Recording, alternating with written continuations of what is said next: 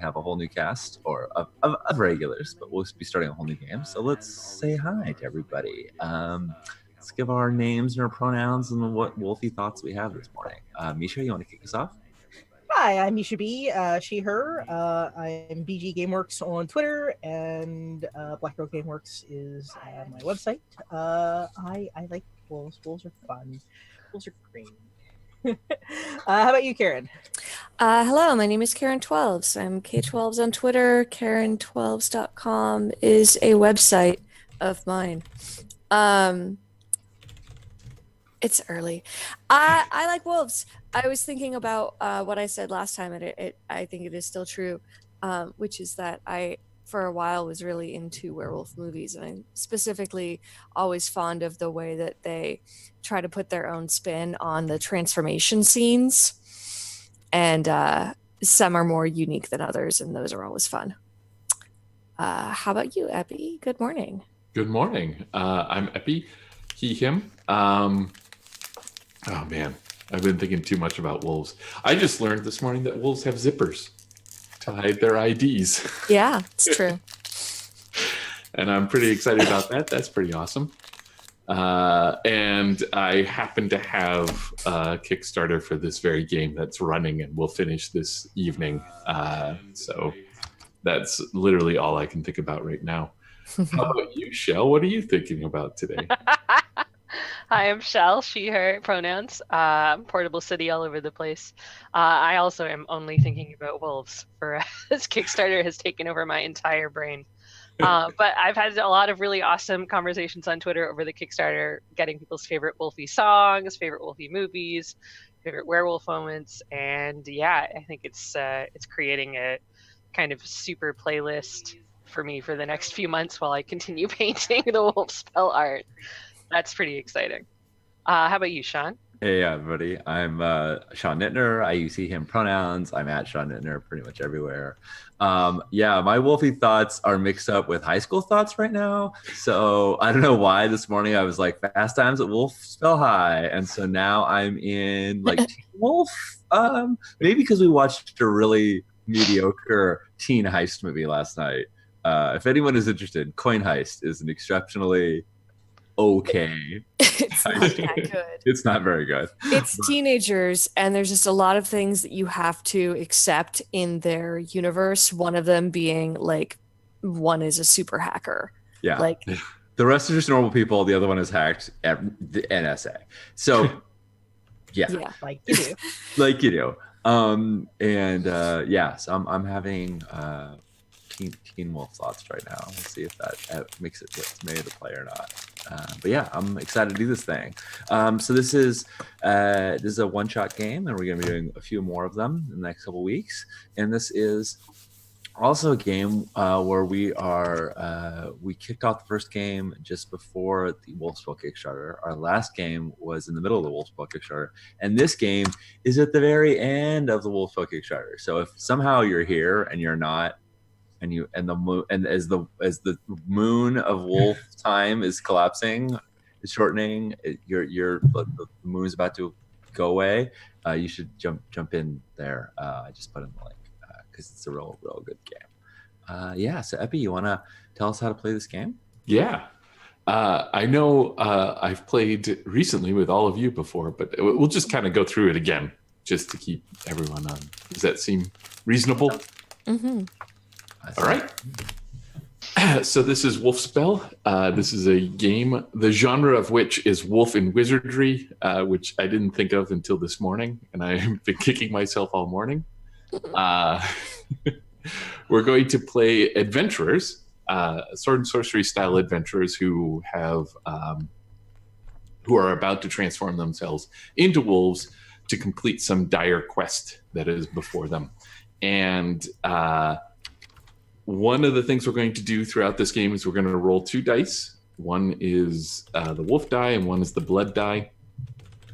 And we're going to look at which number is higher, and that's going to be the part of our brain that's in control at that moment. We'll be inside wolf bodies, but sometimes you can think like a human, and sometimes you can embrace your wolfy instincts. When we roll those dice, we'll look at them. The higher one will determine what's in charge and will tell us what we can do with what we're doing. And the difference between the two dice will tell us how in charge that is. And you kind of want to be more human or more wolf, but not in that in-between area, because you get confused and you make mistakes and you end up being too human for a wolf or too wolfy for a human. All right. Let's see here. Let's make our pack. Let's do that first. Yeah. So, like I said, we're Sword and Sorcery Adventures. We'll be kind of creating the world in which we live in as we make up our characters.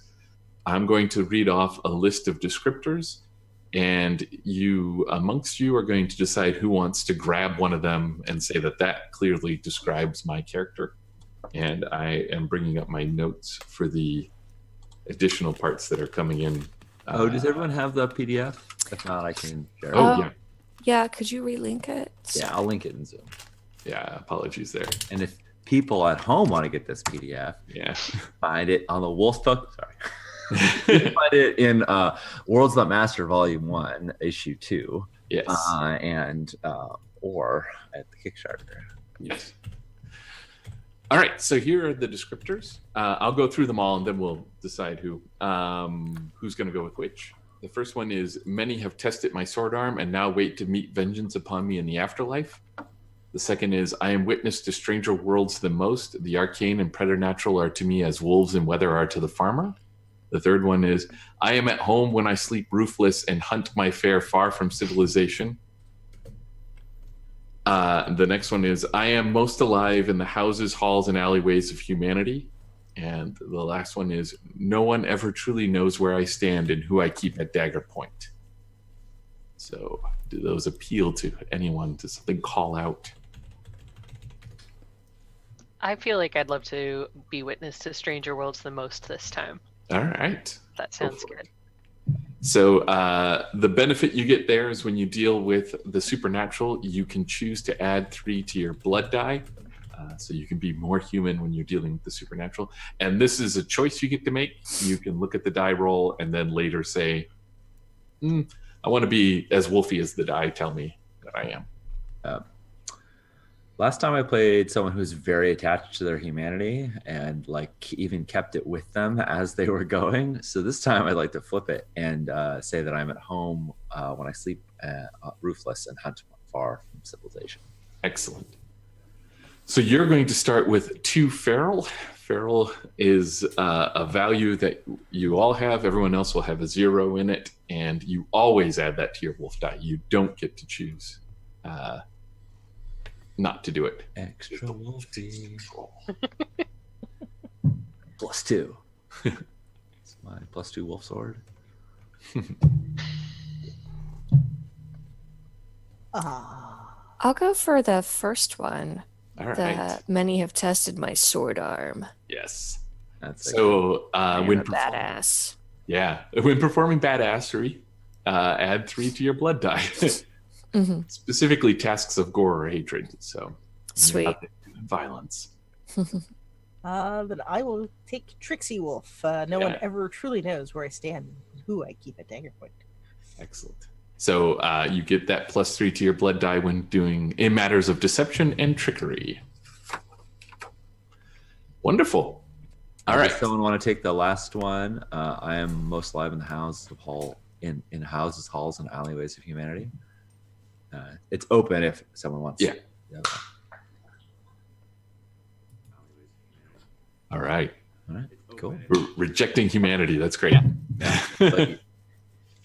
All right. So this next bit, when you're playing at home and you have plenty of time, you ask each other questions until everyone has answered at least 3. We don't have plenty of time, so we're going to go around and at least ask 1 round of questions, and if we have any extra ones left over, we'll do that. These are specifically questions about your characters before they've turned into wolves. So this is looking at them. And I will start us off. And whenever I start off, I'm always drawn to the supernatural one, so I'm going to try not to do that now. Let me go with you, Misha. Let's. What is the worst punishment you've received for your deception or trickery or crimes or whatever you've done. Ooh.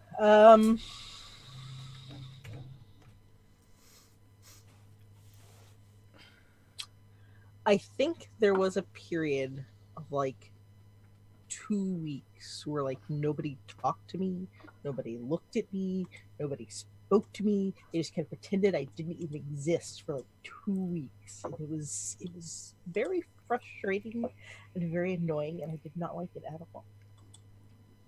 Excellent.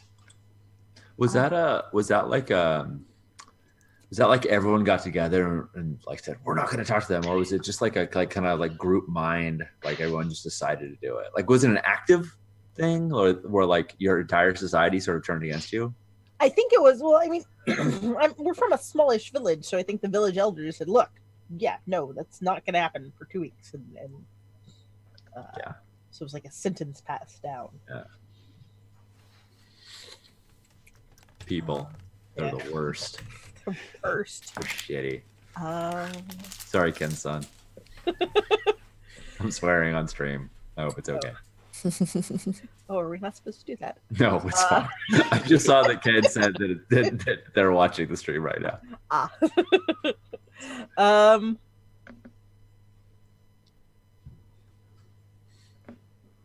Shell, what premonitions have you had about our adventure? Ooh. I do get premonitions, generally sort of in the weather and the movements of birds, and I've seen a huge flock of small finches, much more than we normally see, come together and then split off until each finch flew on its own, and I fear that we will be divided. Hmm.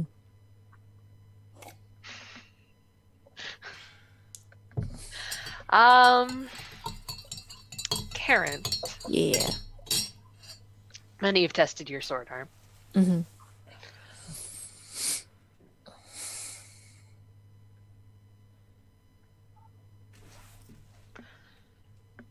Recently,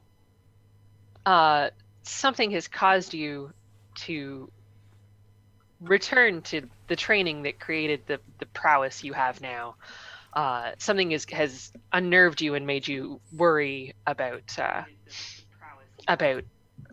combat to come. What can you tell us about that? Oh, I think I almost died. I think I was in some type of fight, and it was one of those things that it didn't strike me as like a particularly dangerous foe, but they happened to like get the upper hand somehow. It wasn't like I tripped or an environmental thing, but just like they were able to block something that I thought that they wouldn't be, and it made me start wondering about my age, because I think that my character is getting older.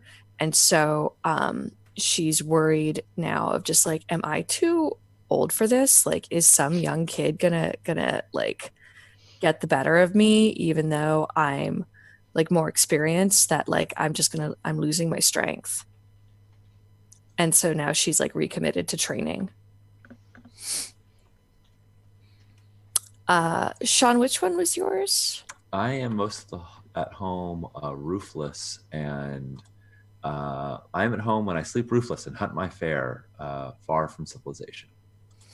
Oh, what was a time that was as you were sleeping rough outside, that was particularly dangerous, that made you question if this was like the life for you? I'm gonna tie it into the coming moments and say that generally speaking, when I sleep outside, I'm the noises of we have a very large bird population. We have a lot of like squirrels and chipmunks and like other like forest creatures that like make a lot of noise, and like that's very calming to me generally.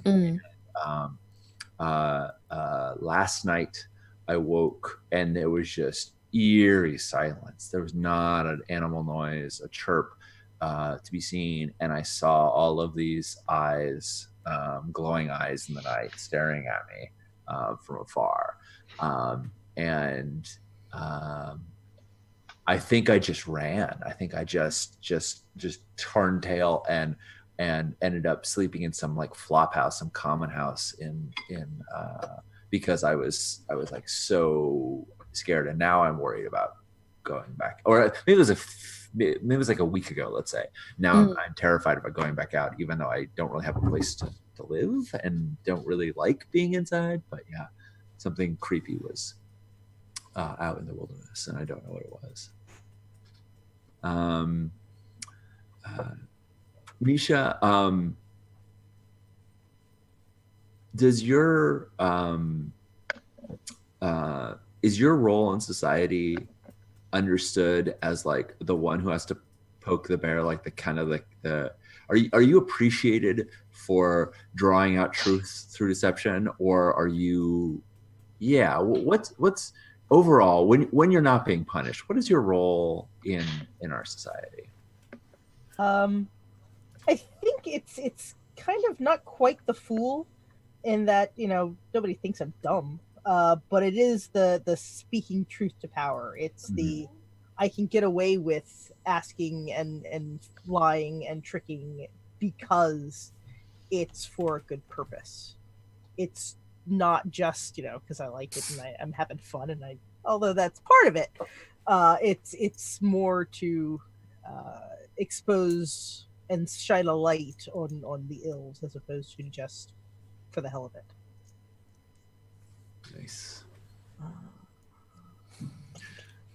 So everyone has answered at least one. If we want to ask a couple more, I mean, that's fine. I don't want to like interrupt a good session of question asking, but I just want to say that we're now at the spot where if we want to move on, we can. Does anybody have a question burning within them? I don't think so. All right. I feel pretty good. All right. Then now we're going to choose the spell that has befallen our adventurers and reshape them. And before we go into this, I just want to let everyone know that I have sworn a Twitter oath to set this during the summer. A twoth, as you a twoth. He has twoth. I have twoth, and you know that you cannot break a twoth. So I mean, depends on how many retweets you get. Yeah, that's true. That's the stronger the retweet, the greater the oath. The stronger. Yeah, the harsher the consequences for breaking the twoth. So I'm going to read through these spells, and we'll decide which one. But just keep in mind that we'll do them during the summer and not during winter, despite the fact that my name as the GM is the winter. I'm changing it right now. Your name is now Summer. Sorry, Abby. I'm good with that. And then I'm also just for the folks that are watching along. If you happen to have issue 2 of Worlds Without Master, there are I think 4 of these in that issue, but there's also at least 4 more that are going to show up in the physical copy, the awesome album cover that we're doing. So I'm going to read those off as well. All right, here we go. Number 1. From generations long past, this curse has been upon you and your kin. This very night you shall lope out as the children of Fenris and drive a rival clan from the Vale. Number 2, the task before you is not one suited for the civilized, so you turn to dark magics and shift your flesh to a form more suitable. Number 3, the augurs dictate that only Fang and Claw will render your destiny. Number 4, relics of an ancient cult plundered from an old queen's tomb carry with them a savage curse that can only be cleansed in distant holy fires. Number 5, a pack with knowledge of wild wizardry and a keen interest in particular human affairs have possessed your bodies and left you theirs. Number 6, a sorceress tyrant of the north has molded your flesh wolfward to add to their menagerie of civilized beasts to be proudly displayed before their court. Number 7, each of you swallow a small fetish carved of wolf bone to shed your human flesh and cross the veil to seek there a fae-stolen child. And number 8, transformed by thunder and lightning in a storm of swift and uncanny origins, you are filled with an irresistible rage against the mountains said to live, or the giants said to live beyond the mountains. What calls to people here? I have been mulling over the relics of an ancient cult quite a bit, but what are folks' thoughts? I was also drawn to relics of an ancient cult. I like that one. The particular imagery that you made of the finches also made me think of that storm, the very last one, the storm that might have been calling them. I think if we can pull a little from that, and just say that that part of that savage curse has been what's disrupting the wildlife. Why I was seeing creatures in the night. Why the birds are flying. These are all portents of worse things to come. I would be down with that. Okay, so how about this? This is a fair mashup of that. We can say, as this hardy group of adventurers that you are, you've gone to steal these relics in the hopes of. I mean, do we want to just go ahead and say there's a giant behind the mountains, and that you've stolen these relics in the hope of dealing with the giant, or do you just want to be plundering the tomb like so many? The giant was protecting the tomb. I'd like to have a purpose for plundering. Sure. Yeah, just so we're not plundering for plundering's sake. I'd love it if it was to stop the giant from waking. Maybe the giant waking is the maybe option 8 would be the next Wolfspell. Right. We're doing option 4 so as to prevent option 8. I don't know. Sure, sounds good. Cool. All right. But like taking the relics has turned us into wolves. Yeah. So okay, so we don't specifically have a hatred for this giant, we just have a fear for this giant. So I'm going to use the rules from option 4. So the relics of an ancient cult plundered from an old queen's tomb carry with them a savage curse that can only be cleansed in distant holy fires. We'll find out about that in a moment, but know that when you plunge into the ever-burning flames of this fire, you'll get a +2 to your blood die for every limb you decide to lose in the fire. In order to transform back into human. Rough. Yes. Can we make that decision after the roll? That's a good question. That is a very good question, and one that I should make a note of. Yeah. And I think when I've played this before, I've always had the decision before the roll, but I mean, I see no problem with that. Evelyn said a giant or a giantess. It's always a giant dude. I'm totally happy with the giantess. I think. Yeah. I feel like an ancient queen buried with these relics that keep the giantess at bay. Like we can have some fun there. Yeah. Me. Giantess it is. All right. So I'm going to put you then right there at this tomb. Okay. So we've described your village as being not like a giant metropolis or anything like that. It's not a sleepy village, but definitely a smaller village. Is that correct? Are we all from the same village? Is that what we're doing here? Just want to make sure I'm on the same page with everyone. And the omens and the portents have all said that the giant that exists, or giantess that exists solely in story, as far as you know, is going to wake, and at least you 4 have taken this seriously. I don't know if the rest of the village has. I don't know if the rest of the village depends on you to take this sort of stuff seriously so that they don't have to worry about it and they get around to milling their food. And I feel like maybe the rest of the village is still in denial about it. I think they're climate change deniers. Yeah. They're just like, that's just a myth. It's not really going to happen. And I feel like each of us have been touched. And I mean, if this is appealing, I feel like each of us have been right. important that we just can't ignore. That we're just giantesses are associated with winter, and it's clearly a beautiful summer. How can you say that it's, anyways? I think for me, whether I believe it's true or not, I'm like, oh, this is like my chance to prove to myself that I'm not too old for this game. Yeah, Oh, nice. that's good. That is very good. All right. Oh, go on. I was gonna say I love that. That you have this kind of personal quest. And the rest of us are like, yeah, I guess we'll go look at the giant. And you're like, this is it. So, Yeah.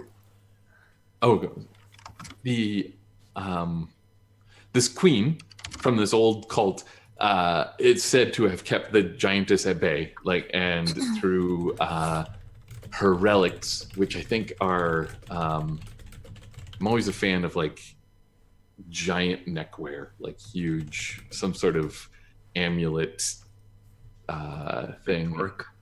Yeah, and yes, and a ring and a crown of some sort. So you've headed to this tomb, and it is deep within the forest, in an area that nobody goes to anymore. It's left to the wilds, and it just appears to be a bunch of trees that have grown together, and but from certain angles you realize it looks very similar to the temples the temple you have at the village. Mm-hmm. The same sort of shapes come out of it, and you go in there, and there is not a carven stone, but just a huge river stone that's on top of a mound that you've pulled off of. And when that happens, even in this balmy summer day, you feel the cold chill in your bones, and there's no body left. All that is left inside there are some scraps of the raiment and these relics. Oh, the crown is this giant, this silver crown with antlers, right? Deer antlers coming off of it, and so you grab the relics. Who's grabbed these relics? Have you amongst you taken them, or okay? There we It go. looks spooky. Yeah, all right. Have you donned them? Are you wearing them, or? I get the feeling that maybe my job is to distribute these. Okay. Yeah, But it seems I feel like there's 4 of these relics, and Yeah. and there's a reason. There's 4 of us, and just to be clear, because I know we said it, but our idea here is that we're stealing these, we're plundering these things with the hope that they will give us the power to stop the giantess from winning. Yes. Right? We're doing this for a purpose. Yeah. Okay. Cool. Right. Yeah. Then yeah, I would I'm gathering them up, and I'm like, okay, it's my job to figure out who would wear which. So which ones would you folks want to wear? Yeah. So we have this crown of antlers. We have a ring, but it's the big kind of Signet. body ring. And we have the and what else do we have? What else do we want to have as a? I think there's some there's neckwear. I think there's some bracers. Okay. Yeah. I nominate our trickiest member for the crown. The fool shall become the king. Oh yes. You are so on point. That's great. I nominate our warrior with the bracers. Mm-hmm. I nominate our least civilized member with the collar. And I'll wear the ring. Yeah. All right. No, that's If that sounds good. That's wonderful.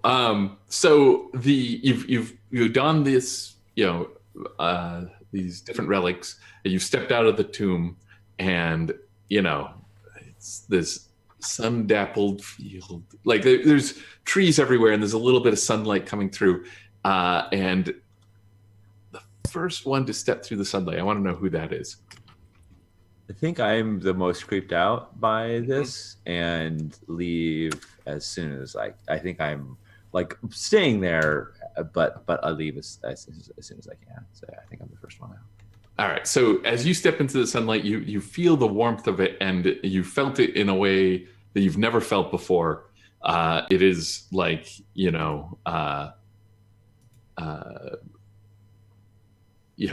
dipping into a hot bath for the first time after, like it's relaxing, it's soothing. Everyone else is watching in horror as your body just sort of melts away and revealing this furred wolf form continuing forward. Yeah. And so this part is the shifting. This is where we're changing everyone. You can, I'm going to ask you some specific questions, and you can ask me anything about how the transformation feels, smells, tastes, sounds, and appears. And the question I have for you is, what's most familiar about this shifting? I think that this is, like you said, this is like the wooded area that has been abandoned, but it's still part of like the larger area where I have ranged. I think my normal outdoor activity is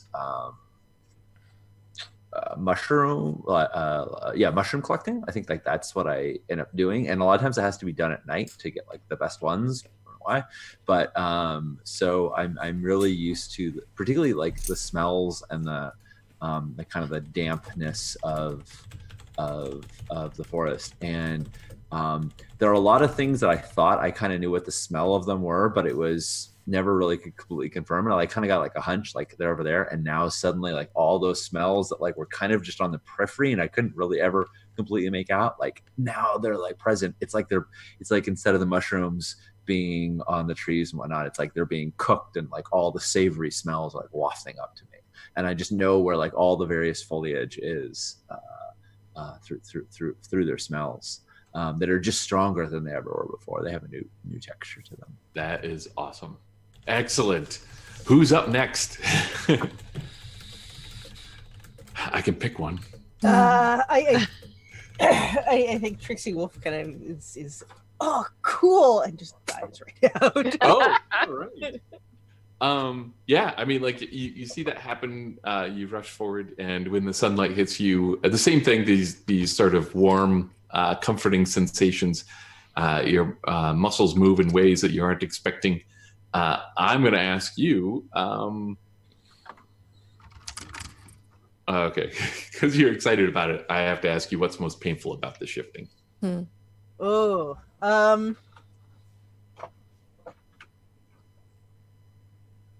I think it's once the I hit the sunlight, and I'm expecting, because it looked like, this effortless, it just kind of rippled away, but no, that's not what it feels like at all. Oh no, ow, ow, ow, and like you can feel, if you've ever had growing pains when your body was just growing too fast, and so like all my joints ache from like being stretched and pulled and yanked out of where that's not supposed, ow, that's a tail, okay, that's new, that's out, painful, let's not do that again.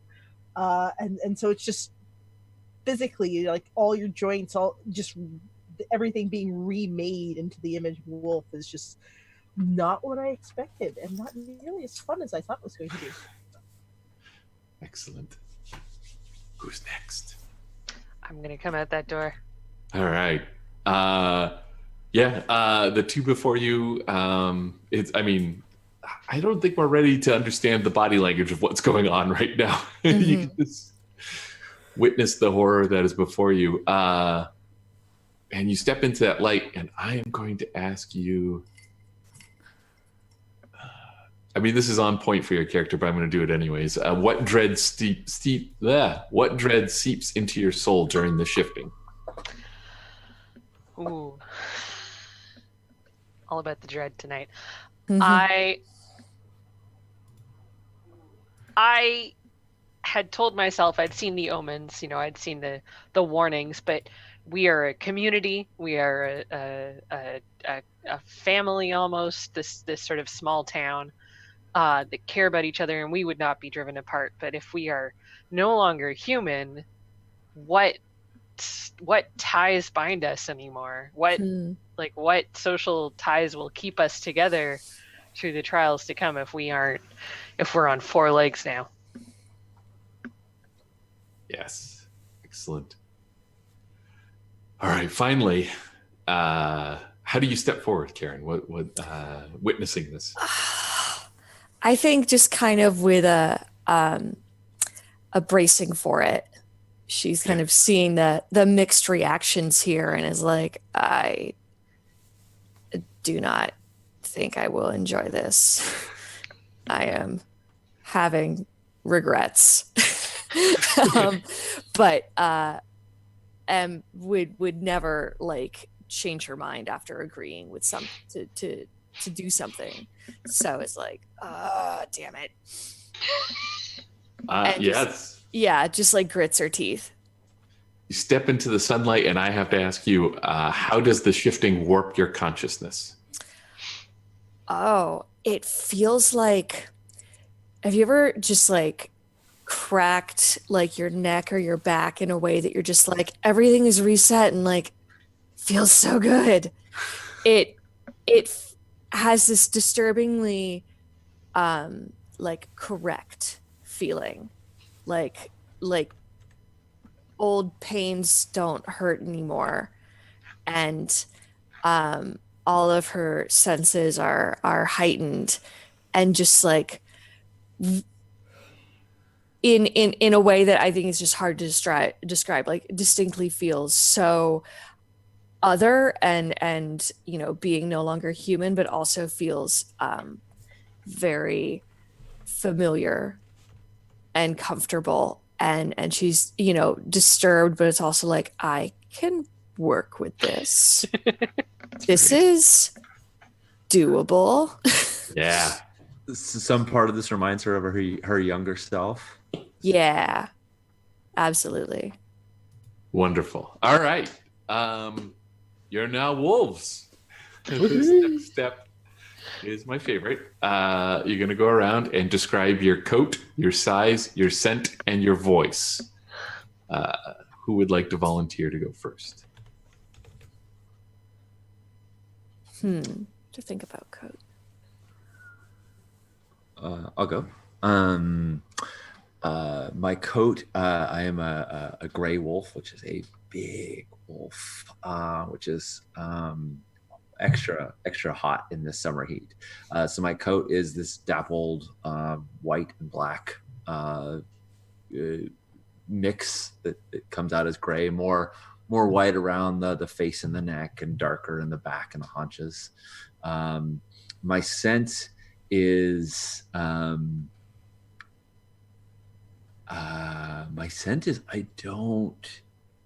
don't have a scent. My scent is I don't smell like anything to any wolves. Yeah. My scent is that it's an absence of a scent, which is unnatural. And it's not normal. It's not. Nope. My size, I'm very large. I have big old gray wolf. I'm like 3.5 feet tall at the shoulder. And what was the last one? I'm missing one. Your voice? My voice. My voice is like a my voice is low, like the rumbling of the mountain, like the rumbling of the giantess stirring. Nice. Yeah. I'll go. Yeah. So I am my coat is pale. I look kind of washed out and like I have markings, but they're not clear or dramatic or high contrast. My size is fairly small, but my eyes are huge. My ears are huge. I just look wide-eyed and bug-eyed, and my ears akimbo constantly. I smell like ritual fires, ritual smoke, and incense. And I sound like the birds. I make all these high-pitched chirping noises. Nice. I'll go next. So I think my coat is kind of brindled, so it's that brown with like patchy gray and black, and it's the form is it's kind of medium large, very sleek, like short hair on the top and then kind of longer on the bottom. So it's a very pretty shape, but not like the prettiest coat. And she smells like the earth, like that kind of musky, peaty, smoky smell. And she sounds very very kind of honeyed and this very cloying kind of low no sound. Like it's a very, it doesn't, her voice doesn't break or crack at all. Nice. So I think she looks kind of like halfway between a coyote and halfway between a wolf. So not quite like a wolf, but I mean, she's definitely part wolf at least. But also not. So like her ears are a little pointier. She's a lot smaller than the others. Her fur is a dark gray with little brown flecks here and there. Her scent though is full, like full on. Yeah, nope, that's definitely a wolf. That's yeah. But her voice is more high-pitched yippy than deep-throated wolfy. Nice. One thing we've been doing now is we've been giving our wolves names, which is helpful. Do people have good names here? And these are specifically not our human names. No, these are your wolf names. They're to replace Wolfie, Wolfmaster, Wolfpocalypse, and Moon Moon. I think I liked how the last time I played, how we named each other, because it was, you know, it wasn't up to us, it was how the other people were identifying us. Right. Yeah. So I think maybe we should kind of like workshop each other's names. Yeah, this is probably not a good name, but I really like hearing your description. And to me, Brindlecoat came to mind, even though that is exactly just the words you used, but it like stood out as like, I thought that was cool. It's probably not as cool a name as others could think of though, but like I like Brindlecoat if there's not a better one. I mean, yeah, I would take a no nonsense name. Yeah. Okay. Cool. Nice.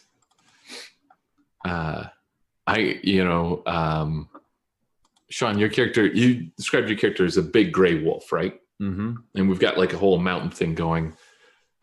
Do people think mountain is a good name for a wolf? Yeah. That sounds cool to me.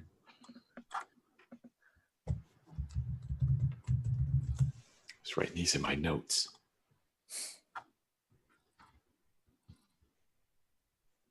Right. I think I'm updating Roll20 in the right place. All right. If not, our names are wrong, and we'll fix it.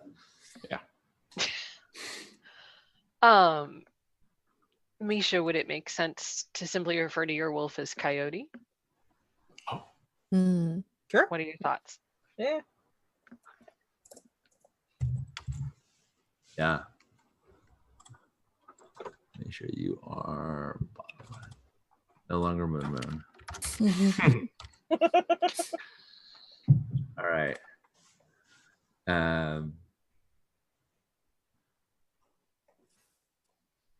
open to being Moon. Currently, you're Wolfocalypse. Also good. But you said you're kind of birdy too, right? Yeah, the high pitched squeaks and Yeah, and you smell like ritual incense burning.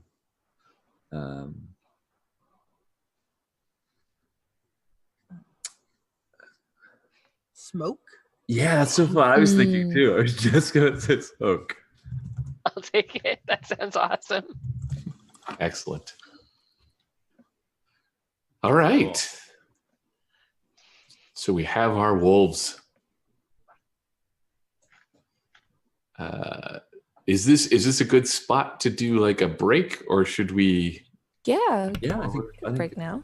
good time for break. Is this a good spot to do like a break, or should we? Cool. All right, Josh, let us know when we're going off. In the meantime, we will just keep saying things like, "Hi, everybody, we'll be back in like 5 or 6 minutes. You should go get yourself some tea."